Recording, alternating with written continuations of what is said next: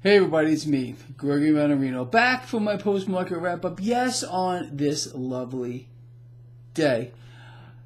You gotta love it. You really do, you gotta love it. It is Thursday, April 26th, 2018. So, what do you gotta love? You gotta love this rigged market.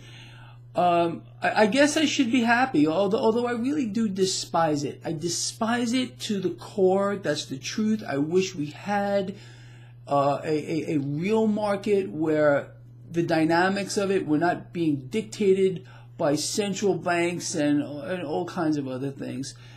But that's neither here nor there. We have, this is what we have, and we deal with it accordingly. So let's go over this this craziness today. So real nice rally today on Wall Street, which was completely driven by action in the bond market. Now, if you remember in the video I said earlier today, I said go look at that chart. Your eyeballs are going to explode. A lot of you wrote to me and were in utter disbelief. But all that cash that went into the bond market managed to suppress rates, keeping that 10-year yield below 3%.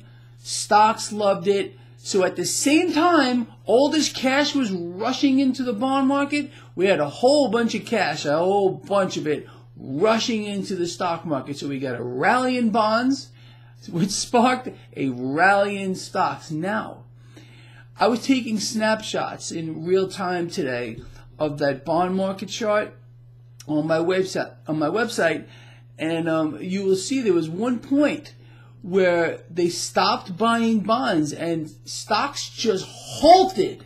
They went up, up, up, stop, and then bonds started to kind of roll over a little bit. Stocks started to fall as well, and then no, that would not be allowed to happen. They got right back in and started buying bonds, and bam, up goes stocks again.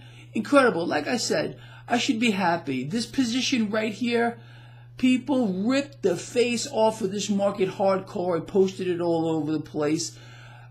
I sold half of this position with an over 41% gain.